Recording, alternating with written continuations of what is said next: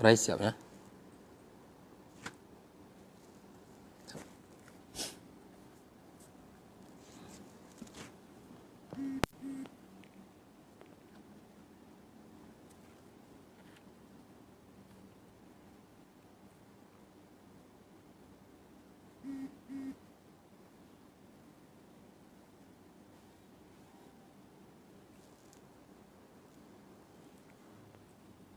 Bismillahirrahmanirrahim. Assalamualaikum warahmatullahi wabarakatuh. Innal hamdalillah nahmaduhu wa nasta'inuhu wa nastaghfiruhu wa nastahdiih wa na'udzu billahi min shururi anfusina wa sayyiati a'malina. May yahdihillahu fala mudhillalah wa may yudlilhu fala hadiyalah. Asyhadu an la ilaha illallah wahdahu la syarikalah syahadatan narju bihan najata yaumal qiyamah wa asyhadu anna Muhammadan abduhu wa rasuluhu alladzi la nabiyya ba'dah. Ya ayyuhalladzina amanu ittaqullaha haqqa tuqatih wa la tamutunna illa wa antum muslimun. Ya ayyuhalladzina amanu ittaqullaha wa qulu qawlan sadida yuslih lakum a'malakum wa yaghfir lakum dhunubakum wa may yuti'illaha wa rasulahu faqad faza fawzan azima. Subhanaka la ilma lana illa ma 'allamtana innaka antal alimul hakim wa tub 'alaina innaka antat tawwabur rahim. Ikhwani wa akhwati fid din, kaum muslimin, kaum muslimat, al-musyahidin wal musyahidat, as-saimin as-saimat, hafizakumullah wa ra'akum. Alhamdulillah, kembali kita bersyukur kepada Allah dan akan senantiasa bersyukur karena limpahan nikmat yang sangat banyak yang Allah berikan kepada kita di dalam kehidupan ini. Di antara nikmat yang sangat mahal yang patut kita syukuri, kita dijadikan seorang muslim, seorang mukmin kepada Allah tabaraka wa taala. Karena keimanan adalah jaminan yang akan menjadikan kita selamat di dunia dan selamat di akhirat kelak.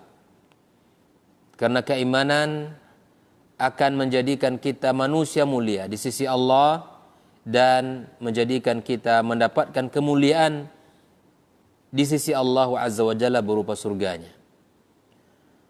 Mudah-mudahan Allah teguhkan iman kita, iman keluarga kita, iman anak dan keturunan kita, sampai kita bertemu dengan Allah Azza wa Jalla.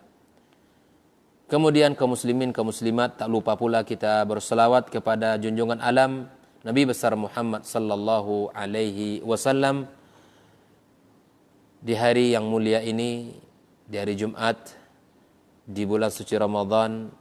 Mari kita senantiasa memperbanyak selawat kepadanya, karena selawat yang disampaikan oleh setiap muslim akan disampaikan kepada Rasulullah sallallahu alaihi wasallam. Ikhwani wa akhwati fid din, as-saimin as-saimat, dimanapun berada, pada pagi duha ini kita akan melanjutkan pembahasan kita tentang at-tauhid di dalam Al-Quranul Karim.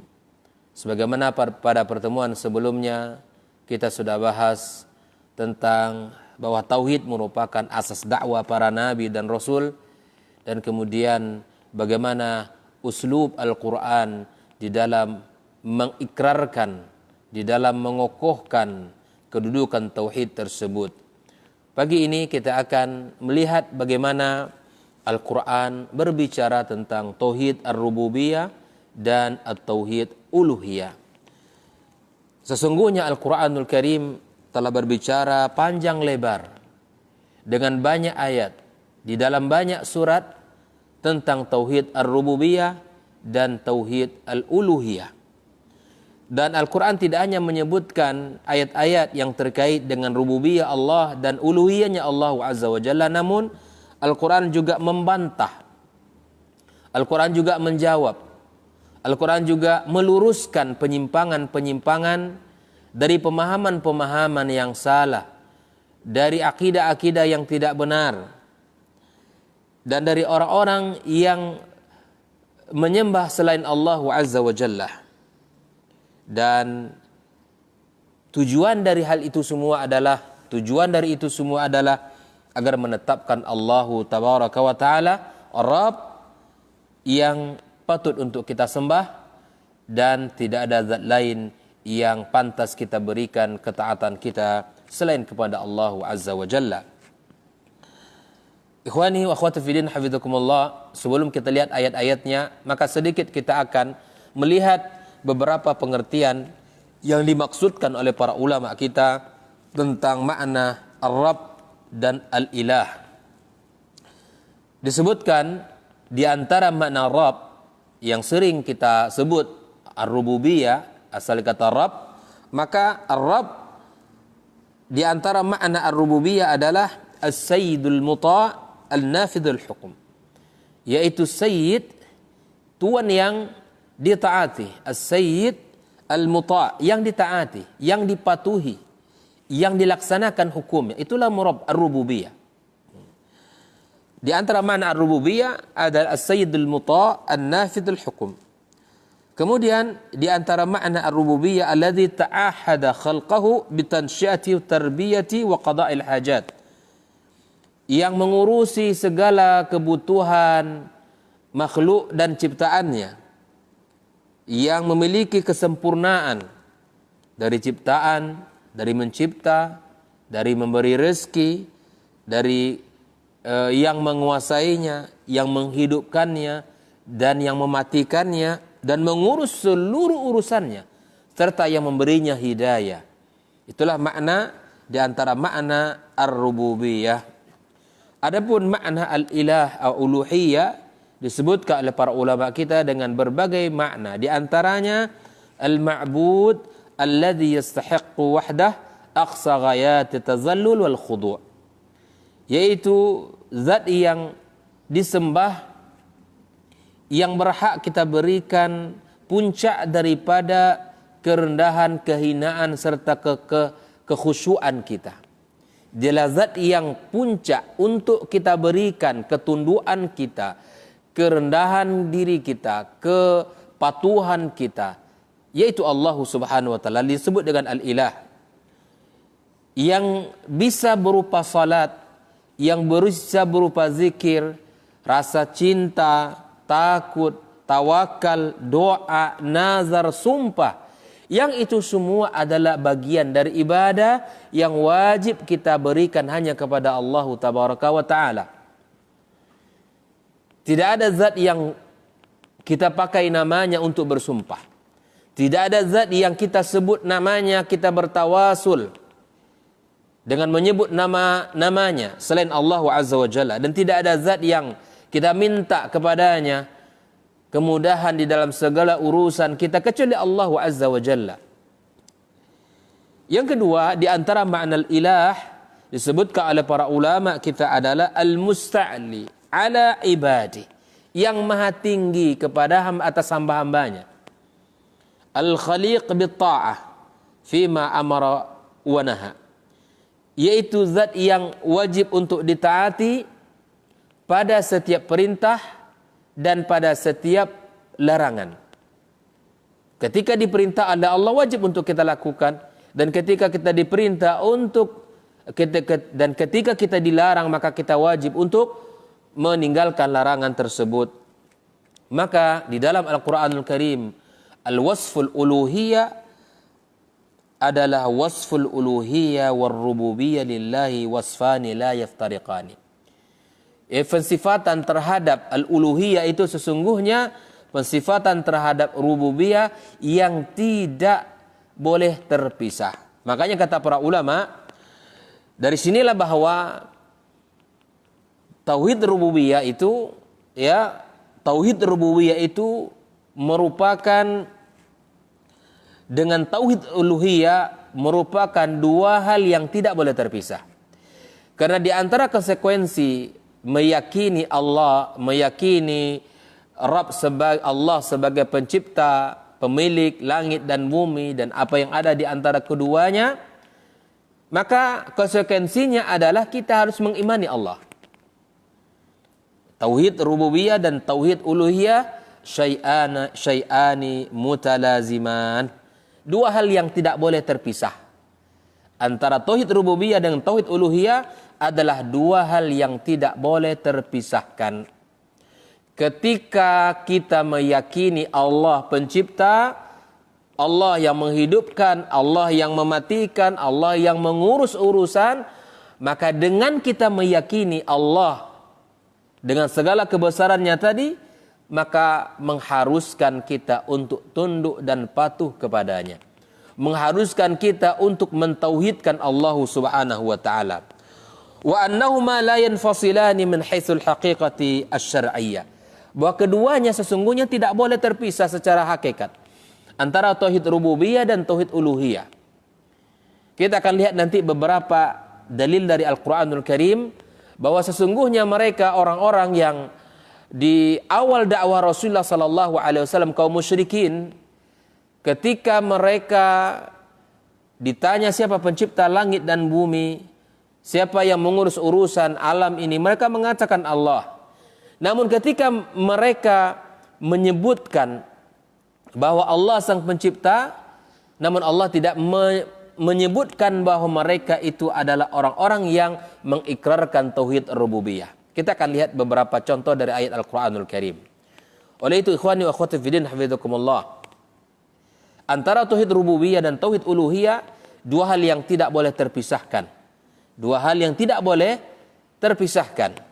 Karena konsekuensi daripada meyakini tauhid rububiyah adalah mengimani tauhid al-uluhiyah. Buah daripada kita meyakini tauhid rububiyah, kita akan meyakini Allah adalah sang pencipta yang wajib kita untuk taat dan tunduk kepadanya. Oleh itu ikhwani wa akhwati fiddin hafizakumullah, di dalam pembahasan para ulama disebutkan yang pertama adalah annahuma wasfani li dzatin wahidah. Karena sesungguhnya dua sifat itu, uluhiyah dan rububiyah, adalah untuk zat yang esa, yang satu. Dan tidak boleh dipisahkan. Yang kemudian kedua, kehebatan, kemuliaan pada tauhid rububiyah dan tauhid uluhiyah itu la yajtami'ani fi siwaha. Dan tidak ada akan terkumpul pada diri selain Allah Azza wa Jalla. Wala yatahaqqaqani bima'nahuma as-sahih illa lillahil wahidil ahad. Dan penyebutan tauhid al-rububiyah dan uluhiyah tidak akan benar kecuali hanya untuk Allah yang Maha Esa. Sekali lagi, bahwa tauhid rububiyah dan uluhiyah adalah penyebutan untuk sifat zat yang satu, yaitu Allah Subhanahu wa taala. Ikhwani wa akhwati fiddin hafizakumullah. Maka itu bahwa hakikat daripada tauhid itu sendiri adalah berimannya seseorang kepada Allah tabaraka wa taala. Sebagaimana disebutkan, ayyu'minal abd bi anna Allah tabaraka wa taala wa wahdahu rabb. Hakikat tauhid kita meyakini bahwa Allah adalah zat yang esa, yang mengatur. Sahibu kulli sifatit ta'sir wal kamal, pemilik sifat-sifat yang memberikan pengaruh dan sifat-sifat yang memiliki kesempurnaan. Wa annahu lidzalika huwa wahdah al-ilahul mustahiqu lil ibadah wa ta'a bila syarik. Adalah zat yang kita wajib berikan ketaatan dan ibadah kita tanpa kita duakan Allah Azza wa Jalla. Fa idza aqarra al-'abdu bi ahadihima faqad lam yakun muwahidan. Ini perlu kita ingat, perlu kita catat. Apabila salah seorang dari kita kaum muslimin, siapa saja dari hamba Allah yang hanya meyakini tauhid rububiyah saja, tidak meyakini tauhid uluhiyah, maka dia belum sebut beriman oleh Allah Subhanahu wa taala. Walaupun Anda mengatakan Allah adalah pencipta, Allah adalah yang menghidupkan dan yang mematikan, tapi ingat, itu belum mengantarkan Anda kepada seorang yang beriman kepada Allah Azza wa Jalla. Ketika kita menjadikan diri kita meyakini tauhid rububiyah, maka kita harus meyakini Allah adalah zat yang wajib kita sembah. Maka di dalam sebuah pengakuan, ketika seseorang mengatakan Allah sang pencipta, Allah adalah yang menghidupkan dan mematikan, Allah adalah yang mengurus urusan, jika seandainya itu disebut Islam, maka ini tidak benar. Jadi Islam itu tidak hanya meyakini Allah tabaraka wa ta'ala sebagai sang pencipta saja, yang menghidupkan dan mematikan, yang mengurus urusan, yang mengatur alam ini. Kalau itu yang disebut oleh mereka adalah Islam, ini belum benar. Karena Islam tidak hanya meyakini Allah sang pencipta, tetapi Islam setelah meyakini Allah sang pencipta, maka dia harus meyakini Allah adalah zat yang patut diberikan sembahan kepadanya.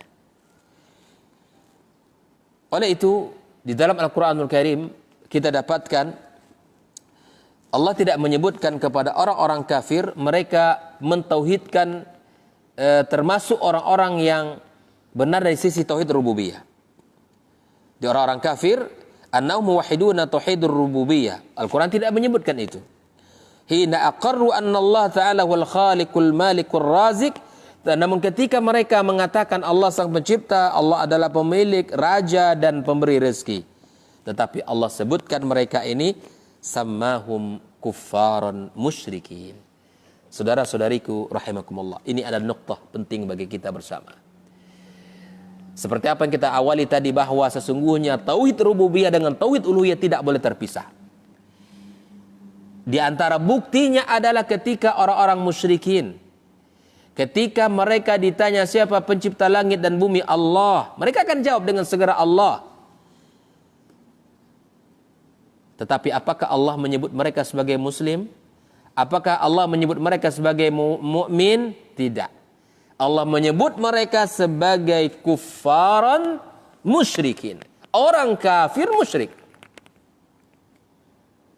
Maka ini tandanya bahwa ketika kita meyakini Allah sang pencipta, benar Anda dari sisi tauhid rububiyah, tetapi belum beriman seutuhnya kepada Allah dengan ibadah, maka Anda belum muslim. Saya katakan sekali lagi bahwa konsekuensi dari tauhid rububiyah memberikan segala ketunduan ibadah kita hanya untuk Allah tabaraka wa ta'ala.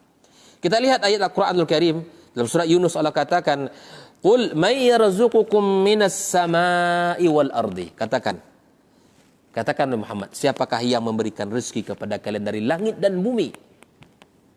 Siapa yang memberikan itu semua? Amma yamliku sam'a wal absara. Dan siapa pula yang mampu untuk memberi ciptakan pendengaran dan penglihatan? Wa may yukhrijul hayya minal mayyiti, siapa pula yang mengeluarkan hidup dari yang mati? Wa yukhrijul mayyita minal hayy, dan siapa pula yang mengeluarkan dari yang mati sesuatu yang mati dari yang hidup? Wa may yudabbirul amra, siapa pula yang mengurus urusan ini? Coba lihat jawaban mereka kaum muslimin, fasayaqulunallah. Mereka akan menjawab Allah. Bukankah orang musyrikin meyakini Allah adalah yang memberikan rezeki dari langit dan di bawah bumi, dari bawah bumi? Bukankah Allah yang menciptakan penglihatan dan pendengaran? Dan bukankah Allah yang menghidupkan dari yang mati dan sebaliknya? Dan bukankah Allah yang mengurus urusan ini? Iya. Mereka akan mengatakan Allah.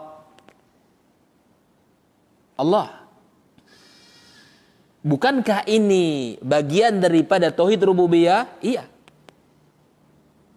Mengesahkan Allah di dalam penciptaannya, mengesahkan Allah di dalam urusannya, mengesahkan Allah di dalam pekerjaannya. Bahkan di dalam surat Yunus ayat berikutnya, kadzalika haqqat kalimatu rabbika 'alal ladzina fasaqu annahum la yu'minun. Sungguh telah tetap hukuman Allah kepada orang yang fasik, orang-orang mereka yang tidak beriman. Allah juga katakan, qul hal min syurakaikum, adakah di antara yang memiliki sekutu kalian, Adakah di antara sekutu kalian itu semuanya may yabda'ul khalqa tsumma yu'idu, yang bisa memulai ciptaan kemudian mengembalikannya? Ini bukankah tantangan Allah? Yang mana mereka meyakini Allah sang pencipta langit dan bumi, mereka meyakini raja adalah Allah, tetapi mereka tidak beriman, mereka fasik, tidak beriman kepada Allah. Maka Allah tantang, adakah sekutu-sekutu kalian itu mampu menciptakan, kemudian setelah menciptakan mengulangi kembali? Qulillahu yabda'ul khalqa thumma yu'iduh. Katakan Muhammad kepada mereka bahwa Allah lah yang menciptakan dan Allah pula lah yang akan mengembalikan. Laqad sammahumul Qur'anu kuffara musyrikin. Allah menyebut orang-orang musyrik, kafir, kufar musyrik, orang-orang yang tidak beriman kepada Allah dan Rasulnya, disebut dengan kufaran musyrikin. Padahal mereka meyakini tauhid rububiyah. Padahal mereka meyakini Allah sang pencipta, mereka meyakini Allah yang maha raja. Kenapa demikian kaum muslimin? Kenapa Allah tidak sebut mereka muwahhidin atau mukminin? Li'annahum lam ya'tu bihaqiqati tauhidil al-jami'ah. Karena sesungguhnya mereka tidak atau belum mewujudkan hakikat tauhid yang universal itu. Wa innama aqarru biwasfin minha. Namun mereka hanya menetapkan sebagian sifatnya Allah Azza wa Jalla saja. Wa tauhid la yaqbalu tajzi'ata aslan. Tauhid tidak boleh terpisah. Tauhid tidak boleh dipisah-pisah. Faman asyraka fi wasfin faqad asyraka fil kull. Perhatikan ini baik-baik, perhatikan baik-baik kaum muslimin. Barang siapa yang telah mensyirikkan Allah dalam satu sifat, maka dia telah merusak seluruh tatanan tauhid. Orang yang salah dari salah satu sisi dari tauhid, maka tidak boleh dianggap benar keseluruhannya. Maka itu kaum muslimin, orang yang menduakan Allah dalam satu sifat Allah, maka sesungguhnya telah mensyirikkan Allah. Li'annahu lam ya'ti bihaqiqatin musamma tauhid asy-syar'il jami'ah. Karena dia tidak mendatangkan, tidak mewujudkan, tidak merealisasikan hakikat tauhid yang sesungguhnya. Apa dia? Innallaha la yaghfiru ay yushraka bihi wa yaghfiru ma duna dzalika liman yasha. Sesungguhnya Allah tidak mengampuni dosa kesyirikan dan mengampuni dosa selain syirik bagi orang yang dikehendaki Allah Azza wa Jalla. Maka dari poin yang pertama ini dapat kita ketahui bahwa antara tauhid rububiyah dan uluhiyah tidak boleh terpisahkan. Konsekuensi kita meyakini Allah sang pencipta, konsekuensi kita meyakini Allah adalah pemberi rezeki, menghidupkan dan mematikan, adalah kita memberikan ketaatan kepadanya, memurnikan akidah kita kepadanya, memberikan ketundukan utuh kepadanya. Barulah kita disebut orang-orang beriman oleh Allah Subhanahu wa taala. Barulah kita disebut mukmin. Barulah kita disebut orang-orang yang mengimani Allah tabaraka wa taala. Ikhwani wa akhwati fiddin hafizakumullah. Maka kalau kita lihat di dalam Al-Qur'anul Karim bagaimana pemakaian penyebutan contoh-contoh terhadap ayat-ayat rububiyah dan ayat-ayat uluhiyah dalam Al-Qur'anul Karim. Maka kita lihat yang pertama adalah Allah Subhanahu wa taala menggunakan lafaz khusus, menggunakan lafaz di dalam maknahul khas. Allah menggunakan satu lafaz yang makna secara khusus. Allah sebutkan tentang tauhid rububiyah seperti firman Allah, Iqra, bacalah. Surat pertama yang turun kepada Rasulullah SAW. Bismi rabbikal ladzi khalaq. Apa yang dibaca? Nama Rabbmu yang telah menciptakan. Ingat, di sini Allah menyebutkan Bismi rabbika. Dengan nama Rabbmu disebutkan sifatnya Rabb itu apa? Alladzi khalaq, yang telah menciptakan. Fal khalqu min akhassi ma'anir rububiyah. Itu yang pertama. Menciptakan adalah merupakan makna rububiyah yang khusus. Lidzalika waqa'a silatul mausul alladhi wusifa bihi rabb tahdidan lil ma'na al murad bir rabbi. Antara sifat contoh daripada uluhiyah kita lihat pula la ilaha illa ana fa'budni. Ini sudah kita bahas pada uslub Al-Qur'an di dalam menguatkan penyebutan Rabb atau tauhid. Di antaranya adalah uslub Al-Qasar kemarin kita bahas la ilaha, tidak ada ilah yang patut kita sembah illallah illa ana fa'budni. Kecuali saya maka sembahlah aku, kata Allah Subhanahu wa taala. Fal ilahuna ikhwani wa akhwati fillah hafizakumullah bimakna al-ma'bud adalah yang disembah. La ma'buda bihaqqin siwaya, dan tidak ada yang patut disembah kecuali aku, kata Allah. Fa khassani ayyuhal abdu bil ibadah, dan khususkanlah kepadaku di dalam ibadah wahai hamba-hambaku, kata Allah Subhanahu wa taala. Nah, kita lihat pula ini penyebutan satu persatu secara terpisah oleh Allah tabaraka wa taala. Penyebutan pemakaian antara rububiyah dan uluhiyah dalam Al-Qur'anul Karim disebut terpisah oleh Allah. Iqra bismi rabbikal ladzi khalaq. Bacalah dengan menyebut nama Tuhanmu yang telah menciptakan. Disebutkan oleh Allah. Maka di antara sifat rububiyah itu adalah mencipta. Kemudian dalam uluhiyah juga begitu. Allah juga menyebutkan dengan terpisah.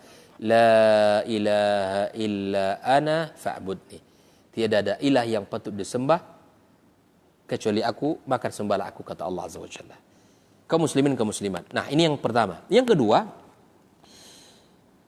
bahwa Allah menyebutkan rububiyah dengan uluhiyah dengan bersamaan. Allah Ta'ala katakan, Qul huwa rabbi. Katakan, dialah Allah, Rabb saya. La ilaha illa huwa. Tidak ada ilah yang patut disembah kecuali Allah. Alaihi tawakkaltu wa ilahi matab. Dan kepadanya aku bertawakal, dan atas Allah aku bertawakal, dan kepadanya lah aku bertaubat. Kita lihat Allah gabungkan antara Rabbi, ar-rububiyah dengan uluhiyah. Qul huwa rabbi. Dialah Allah yang mengurus urusanku, yang mengaturku, yang telah menciptakanku. La ilaha illahu. Tidak ilah yang patut disembah kecuali Allah Azza wa Jalla. Kemudian di sini di dalam ayat lain Allah juga sebutkan zalikumullahu rabbukum. Yang demikian itulah Rabb kalian. Khaliqu kulli syai', yang telah menciptakan segala sesuatu. Lalu Allah sebutkan la ilaha illahu. Allah sebutkan setelahnya tiada ilah yang patut disembah kecuali Dia. Fa anna tu'fakun. Dan bagaimana kalian dipalingkan Allah Azza wa Jalla dari menyembahnya? Bagaimana kalian dipalingkan Allah dari menyembahnya? Ikhwani wa akhwati fillah. Maka penyebutan yang pertama secara terpisah oleh Allah antara rububiyah dan uluhiyah, dan pada contoh kedua ini, pembahasan kedua ini Allah gabungkan antara tauhid ar-rububiyah dan uluhiyah, di mana keduanya memang tidak bisa terpisahkan. Menguatkan kita bahwa keduanya tidak bisa terpisahkan. Allah menyebutkan tentang dirinya sang pencipta, raja, pemberi rezeki, pencipta langit dan bumi, lalu Allah kuatkan dirinya yang patut disembah. Dan Allah juga sebutkan dalam ayat lain, zalikumullahu rabbukum la ilaha illahu khaliqu kulli syai'in fa'budu. Coba kita lihat di sini Allah sebutkan zalikumullahu rabbukum, yang itu adalah Allah Rabb kalian. La ilaha illahu, dan tidak ada ilah yang patut disembah kecuali Dia. Taib, setelah kita meyakini Allah adalah Rabb kita, kemudian Dia adalah ilah kita, khaliqu kulli syai', yang telah menciptakan segala sesuatu, fa'budni atau fa'budu, maka sembahlah Dia. Fa'buduhu, siapa yang disembah adalah Allah Azza wa Jalla, yang memerintahkan kita untuk beribadah kepadanya, Allah Subhanahu wa taala. Taib. Adapun bentuk yang ketiga, ya, tadi yang pertama ada terpisah, yang kedua adalah digabungkan, yang ketiga adalah isti'malul lafzaini fil ma'na al-mushtarak fihima huwa sayyidul muta'. Di situ terkandung dua makna sekaligus, yaitu adalah sayyid, tuan yang ditaati. Allah tabaraka wa taala katakan, zalikumullahu rabbukum la ilaha illahu khaliqu kulli syai'in fa'budu. Al-An'am 102. Ini merupakan bentuk ayat-ayat yang Allah sebutkan, fasiyaqul ayat yadullu ala anna al-murada bir-rabb huna sayyidul muta'. Yang dimaksud dengan Rabb di sini adalah sayyid yang ditaati di dalam segala perintah dan larangannya. Dan dipahami dari firman Allah tabaraka wa taala, qul innani hadani rabbi ila siratim mustaqim. Katakanlah, innani hadani rabbi, sesungguhnya aku diberi petunjuk oleh Rabbku kepada jalan yang lurus. Dinan qiyaman millata Ibrahim hanif, agama yang lurus adalah agama millahnya Ibrahim yang lurus. Jadi Allah memerintahkan kita untuk taat dan patuh kepadanya. Kemudian dalam ayat lain juga Allah katakan, ittakhadhu ahbarahum wa ruhbanahum arbaban min dunillah. Mereka menjadikan ahbar, mereka menjadikan ahbarahum wa ruhbanahum arbaban min dunillah. Mereka menjadikan sesembahan, mereka jadikan rahib-rahib mereka selain Allah Azza wa Jalla, Rabb selain Allah Azza wa Jalla. Wal Masih ibn Maryam, dan Masih anaknya Maryam. Wa ma umiru illa liya'budu ilahu wahida, dan mereka tidak diperintahkan kecuali untuk menyembah Allah yang esa, la ilaha illahu subhana, tiada Tuhan selain Allah yang maha suci. Maka Allah Subhanahu wa taala menyebutkan di sini, tidaklah mereka diperintahkan kecuali hanya menyembah Allah yang esa, untuk taat kepada Sayyid, untuk taat kepada Allah yang maha kuasa. Maka di dalam ayat ini maknanya musyarak, Allah sebutkan mengandung kedua-duanya agar kita tahu dan paham bahwa Allah adalah zat yang patut kita serahkan segala urusan kita. Ikhwani wa akhwati fiddin hafizakumullah. Kemudian di dalam ayat yang di dalam pembahasan berikutnya, pemakaian lafaz berikutnya adalah talazum bainar rububiyyah wal uluhiyah.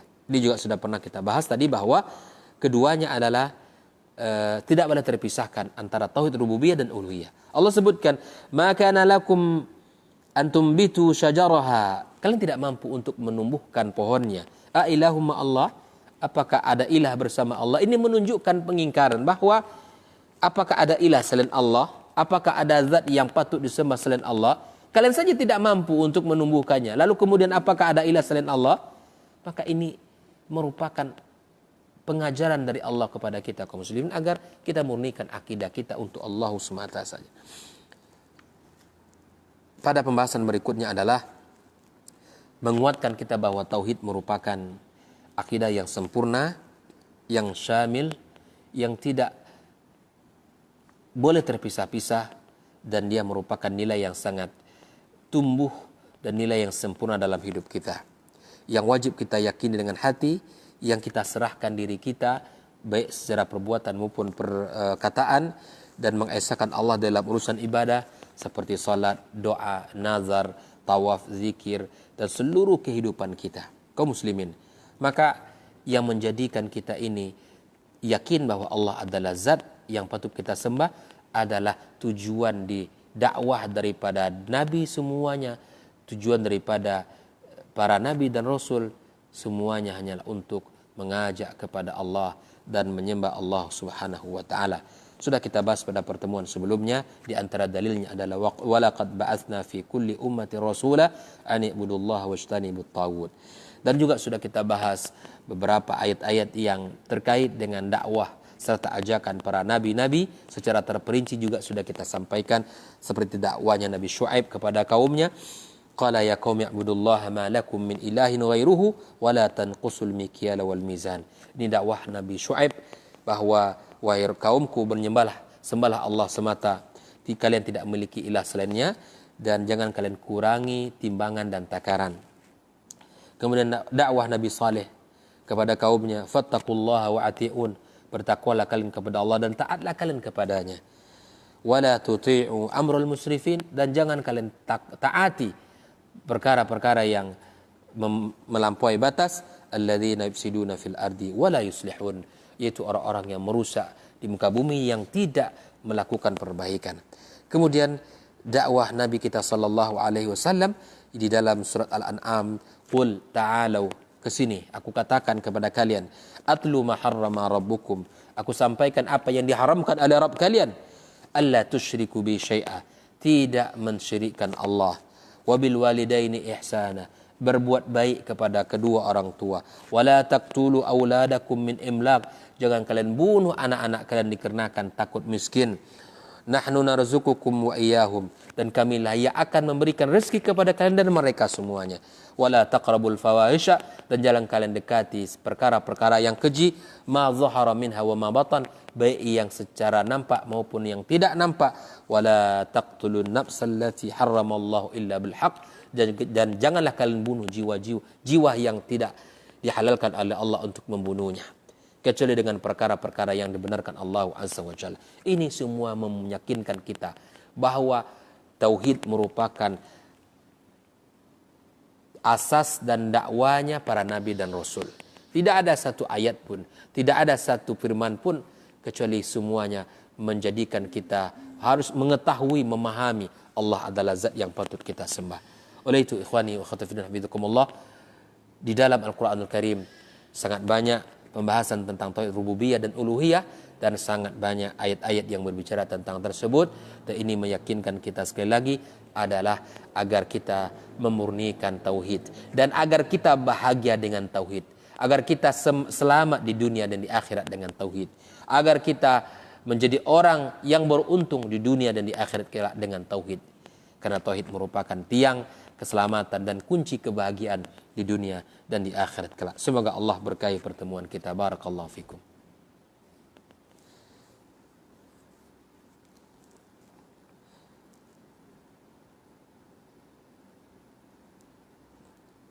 Baik,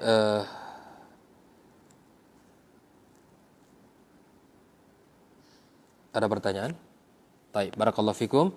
Jazakumullah khairan. Semoga Allah berkahi pertemuan ini dan semoga Allah jaga kita selalu di bulan suci Ramadan dan di luar bulan suci Ramadan, dan semoga apa yang kita sampaikan menjadi saksi di hari kiamat kelak dan menjadi pemberat dalam timbangan kita nanti insyaallah taala. Barakallahu fikum. Subhanakallahumma bihamdika asyhadu an la ilaha illa anta astaghfiruka wa atubu ilaik. Wassalamualaikum warahmatullahi wabarakatuh.